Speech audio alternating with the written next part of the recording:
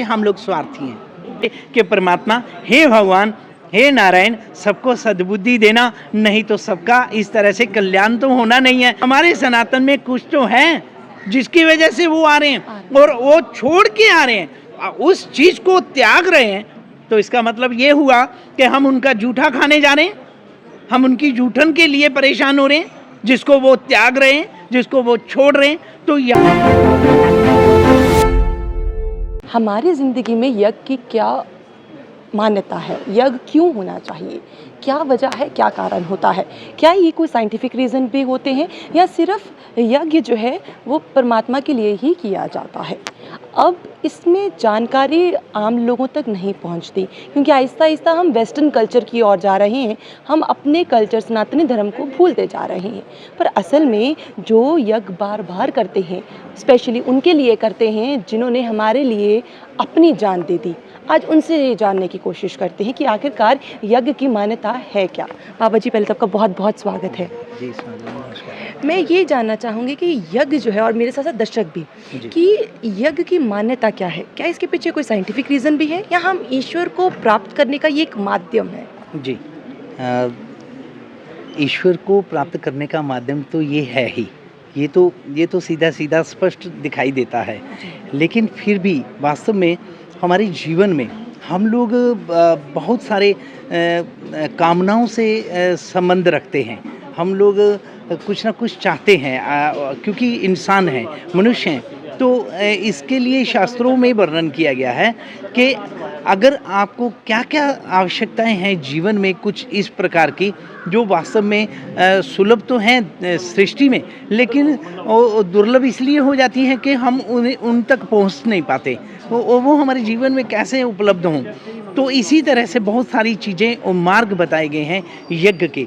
तो यज्ञ के माध्यम से बोला गया है कि आप यज्ञ किस तरह से, कौन सी कामना है तो उस कामना से संबंधित कौन से मंत्र होंगे और उस मंत्रों का देवता कौन सा होगा, तो उनको फिर उसी तरह से जोड़ा गया है कि अगर हमारे को धन की आवश्यकता है तो धन की आवश्यकता है तो उसके लिए महालक्ष्मी का महामंत्र है। और महालक्ष्मी के साथ साथ बहुत सारे लोग हैं कि खाली लक्ष्मी के नाम से ही आहुतियाँ देते हैं, ऐसा ना हो करके लक्ष्मी नारायण के नाम से होना चाहिए, क्योंकि माँ लक्ष्मी जो है वो नारायण को छोड़ के कदापि कभी भी कहीं नहीं जाती हैं। और ये थोड़ी भ्रांति है लोगों को कि लक्ष्मी का मंत्र जप लेंगे तो लक्ष्मी प्राप्त करने के लिए प्रसन्न हो जाएगी। वो नारायण के बिना प्रसन्न नहीं हो सकती है।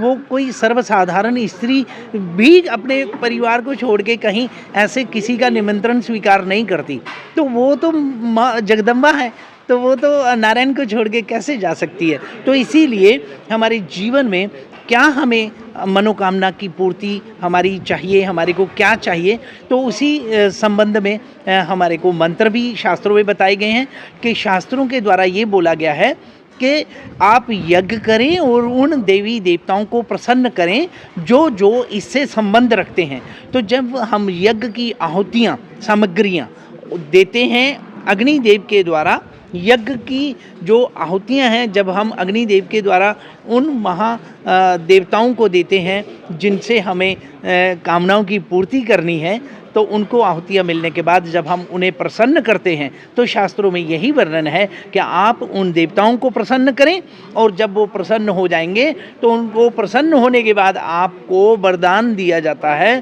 कि आपकी अभीष्ट कार्य सिद्धि हो, आपके जीवन में सफलता प्राप्त हो। तो वो समय हो सकता है कि लगेगा, समय लग सकता है, लेकिन वो मंत्र, वो यज्ञ, वो आहुतियाँ व्यर्थ नहीं जाएंगी। ये हमारे जीवन में वास्तविक में बिल्कुल सत्य है कि भगवान से संबंधित और मोक्ष की प्राप्ति तो यज्ञ करवाता ही है, लेकिन हमारे को ऐसा वर्णन आया है शास्त्रों में कि अर्थ धर्म काम मोक्ष। अर्थ मैंने हमारे को धन से संबंधित और कामनाओं की पूर्ति, और धर्म की, हमें अगर धर्म से जुड़ना है तो धर्म में भी फलीभूत होता है।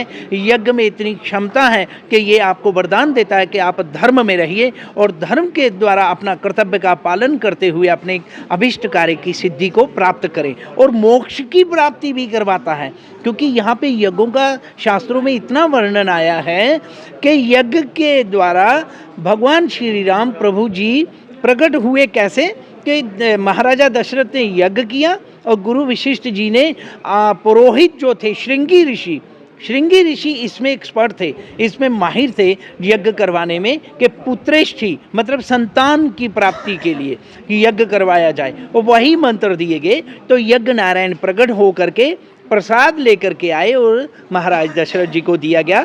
तो प्रभु श्री राम जी और लखनलाल जी, भरत जी और शत्रुघ्न जी का अवतार हुआ। इसी तरह से ये जो यज्ञ का जो एक प्रभाव है वास्तव में हमारे जीवन में बहुत बड़ा इसका योगदान है। और ये हमारे जीवन में आज बहुत सारा कुछ विडंबनाएं ऐसी समय की क्या कह सकते हैं, सामग्रियों की कह सकते हैं कि ऐसी परिस्थितियां आ गई हैं कि हम अपने घरों में चूल्हे हमारे दूसरे चलते हैं, अग्नि नहीं जला सकते हैं, लोग फ्लैट में रहते हैं, क्या करें। तो इसीलिए मंदिरों में यज्ञशालाएं बनी होती हैं, वो वहाँ जाकर के प्रणाम करें और अपने जो भी मंत्र हैं, वो जो भी अपनी मनोकामना उसके लिए हवन और यज्ञ करें। यज्ञ कभी भी किया जा सकता है या कोई पर्टिकुलर डे हो या कोई पर्टिकुलर दिवस हो उसी समय पर ही करना चाहिए? नहीं, ऐसा कुछ नहीं है। आप ये कोई भी व्यक्ति कभी भी कर सकता है, क्योंकि यज्ञ का मतलब ही है, जो यज्ञ नारायण बताए गए हैं शास्त्रों में, वो छोटे से बालक हैं 4 वर्ष के, और उनको भोजन करवाना होता है। यज्ञ की जो आहुतियाँ हैं मंत्रों के द्वारा, जैसे बच्चे को माँ बोलती है बेटा आओ खाना खाओ, ये हुआ एक सर्वसाधारण सरल भाषा में।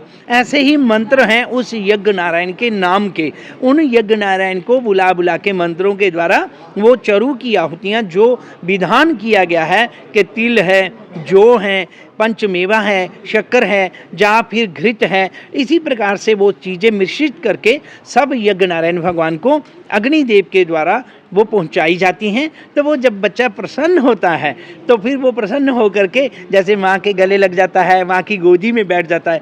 ऐसे ही यज्ञ करता कोई भी व्यक्ति हो, यज्ञ करने वाला, उससे वो प्रसन्न होते हैं और उसे प्यार से उसकी अभीष्ट कार्य की जो सिद्धि होगी उससे वो वरदान भी देते हैं। गुरु हमारे जीवन में बहुत ज़रूरी होता है, पर गुरु को कैसे समझें और गुरु कैसे अपनाएं, ये कैसे, इसका कोई रास्ता जो दर्शक देख रहे हैं उनके बारे में बताइए। गुरु को समझना तो बहुत मुश्किल है, ये तो किसी के बस का नहीं है। गुरु को कोई नहीं समझ सकता है, सीधी सी बात है। अगर कोई शिष्य वास्तव में अगर देखा जाए बनना चाहता है, शिष्य बनना चाहता है, तो वो इसका मतलब ये हुआ कि वो अनजान है, वो कुछ नहीं जानता, तो वो समर्पण कर ले। तो अगर वो समर्पण करता है तो वो फिर गुरु का हो लिया, ये होता है।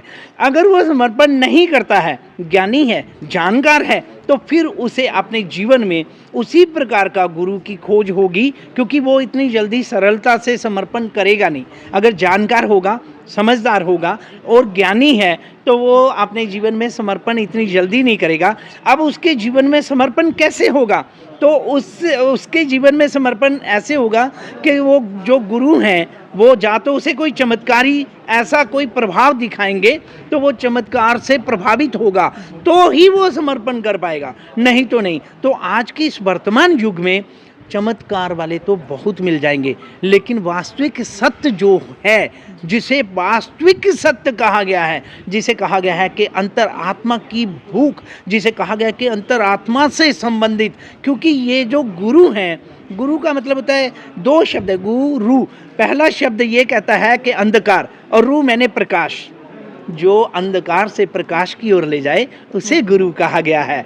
तो जब अंधकार से प्रकाश की ओर ले जाना है तो सामग्रियों की तो हमें आवश्यकता अब नहीं होगी, पर अधिकांश गुरु इसीलिए लोग बनाते हैं कि हमारे कोई कार्य सफल हो जाएं, हमारे को कुछ ऐसे रुके हुए कार्य है वो हमारे को आशीर्वाद मिले, वो सफल हो जाएं। वास्तव में सत्य ये नहीं है। वास्तव में सत्य है कि जो अंधकार से प्रकाश की ओर ले जाए उसे गुरु कहा गया है। तो प्रकाश का मतलब होता है कि भीतर की जर्नी, ये अध्यात्म है। अध्यात्म की इस पूरी जगत के अंदर जो जर्नी है, जो तीर्थ यात्रा है, उसके लिए गुरु बनाया जाता है, ना कि हमारे मनोकामनाएं और ये जो दुनियावी दस्तूर की जो कामनाएं हैं उसे पूरा करने के लिए। तो पहले ये समझना जरूरी है कि हमें गुरु किस लिए बनाना है। क्या हमें इस जगत के जो कोई ऐसे कार्य हैं उनको संपन्न करने के लिए एक प्रतिष्ठित व्यक्ति जो बड़े बड़े अच्छे जानकार हैं, बड़े बड़े लोग उनके परिचित हैं, उनका शिष्य बनना है, तो फिर वो अंदर भीतर की यात्रा तो हुई नहीं, वो तो बाहर के दुनियावी दस्तूर को निभाने के लिए या उसे पूर्ति करने के लिए गुरु बनाया जा रहा है। तो उसे गुरु बनाने की क्या ज़रूरत है? वो तो एक संबंध कैसे भी स्थापित हो सकता है, लेकिन गुरु तो वही है जो अंधकार से प्रकाश की ओर ले जाए, तो ले वो उसी को जाएगा जो समर्पण करेगा। जी, अंधकार से प्रकाश की ओर लेके जाए वही गुरु है, और वही गुरु बनाना भी चाहिए। मैं आखिरी सवाल रखूँगी कि क्या हम अपने जो अंधकार है गुरु के माध्यम से तो हम वो दूर कर लेंगे, पर जो आज कल जो हो रहा है, हम लोग सनातन जो अपना धर्म है उसको छोड़ रहे हैं और जो पाश्चात्य जीवन शैली है वो अपना रहे हैं, उसको किस तरीके से करें? क्योंकि कहीं ना कहीं ऐसा हो रहा है कि वो लोग हमारे शैली अपना रहे हैं और हम उनकी शैली अपना रहे हैं। ये किस तरीके से चेंज कर सकते हैं? हम अपने ही सनातन को ही बढ़ावा दें और उसी पर ही चलें। ये बहुत अच्छी बात बोली आपने। देखिए कितनी अजीब बात है कि हम लोग उनके पद चिन्हों पे चल रहे हैं जो हमारे पद चिन्हों पे चल रहे हैं। क्या बात है, ये कितनी अजीब बात है कि उससे भी हम सीख नहीं ले रहे हैं। कितनी अजीब बात है। तो इसका मतलब साफ हो गया कि हम लोग स्वार्थी हैं। इसका मतलब बिल्कुल क्लियर है कि हम लोग स्वार्थी हैं। हम लोग उनकी तरह जीना चाहते हैं, उनकी तरह खाना चाहते हैं, उनकी तरह वस्त्र आभूषण पहनना चाहते हैं, जहाँ उनकी तरह पूरा जो जीवन है वो जीना चाहते हैं, जिसे वो छोड़ के हमारे जीवन में प्रवेश करके और हमारी तरह सनातन को अपना के वो जीवन यापन करते हैं। और आज देखिए वो अपनी आंखें बंद करके उस प्रभु को अपने हृदय में टटोल रहे हैं और हम उस प्रभु को छोड़ छाड़ के सारा कुछ और आंखें खोल खोल के उनकी तरफ भाग रहे हैं। तो कितना अजीब है ये बात तो बिल्कुल अटपटी लगती है कि कैसे हम अपने लोगों को अपनी तरफ खींचे। ये इनको दिखाई दे रहा है, ये सबको दिखाई दे रहा है कि उनकी तरफ जा रहे हैं और वो हमारी तरफ आ रहे हैं। इससे भी अगर हम शिक्षाप्रद नहीं होते, शिक्षा नहीं लेते, तो हमारा इससे बड़ा दुर्भाग्य और कोई नहीं होगा। हम तो यही कहेंगे कि परमात्मा हे भगवान, हे नारायण, सबको सद्बुद्धि देना, नहीं तो सबका इस तरह से कल्याण तो होना नहीं है, लेकिन ये है कि इस तरह से नुकसान ज़्यादा हो जाएगा सनातन का। जब वो लोग सनातन में प्रवेश कर रहे हैं तो हमें समझ जाना चाहिए कि हमारे सनातन में कुछ तो है जिसकी वजह से वो आ रहे हैं और वो छोड़ के आ रहे हैं, उस चीज़ को त्याग रहे हैं।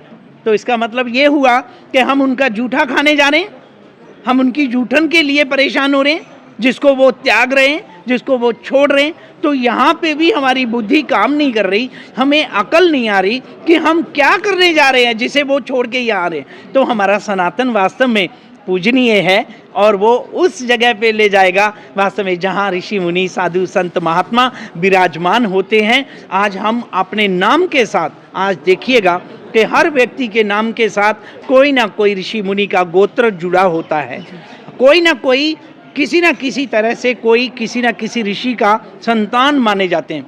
आज उन ऋषि मुनियों ने एक ज़माने में घास खा के, पत्ते खा के, जा भूखे प्यासे रह के साधनाएँ तपस्याएं की और प्रभु की प्राप्ति की, और उस तरह से वो प्रभु की प्राप्ति करने के बाद आज उनकी संतानें हम लोग, क्या हम ऋषि पुत्र कहलाने के योग्य हैं? जो हमारे कर्म हैं जो उन्होंने किए, और आज हमारे कर्म देखिए कि क्या हम उनके ऋषि पुत्र हैं? क्या हमारे जो इस तरह से यो गोत्र हैं उस तरह से यो बोला जाता है? तो वास्तव में हम लोग उनको भी लज्जित कर रहे हैं, उनको भी जो है शर्म आ रही होगी कि देखिए मैंने कितनी साधना और तपस्या करके इस तरह से प्रभु की प्राप्ति की और ये लोग देखिए क्या क्या अपना रहे हैं। भगवान से प्रार्थना है फिर दोबारा कि सबको सद्बुद्धि मिले, सुखी बसे संसार सब, दुखिया रहे न कोई, यह अभिलाषा हम सबकी है, भगवान पूरी हुई। बहुत बहुत शुक्रिया हमारे साथ जुड़ने के लिए। देखिए सवाल तो इतने ज़्यादा हैं कि अगर बैठे रहें तो सवाल आपके भी उतने ही होंगे, हमारे भी उतने होंगे, पर कहीं ना कहीं समय बहुत कम होता है क्योंकि इतनी वीडियो कोई देख नहीं पाएगा। पर अब जो निचोड़ निकल के आया है ये है कि अगर हम लोग किसी का कल्चर अपना रहे हैं और वो हमारे कल्चर की ओर आ रहे हैं, इसका मतलब हमारा कल्चर ज़्यादा वास्ट है, तो क्यों ना हम अपने कल्चर को ही प्रमोट करें, अपने कल्चर पर ही रहें, ताकि अपने कल्चर को हम और अलग अलग देशों तक लेके जा पाएँ। आपको क्या लगता है? अपनी राय कमेंट बॉक्स में ज़रूर रखिएगा। पनरीदान कटरती के साथ।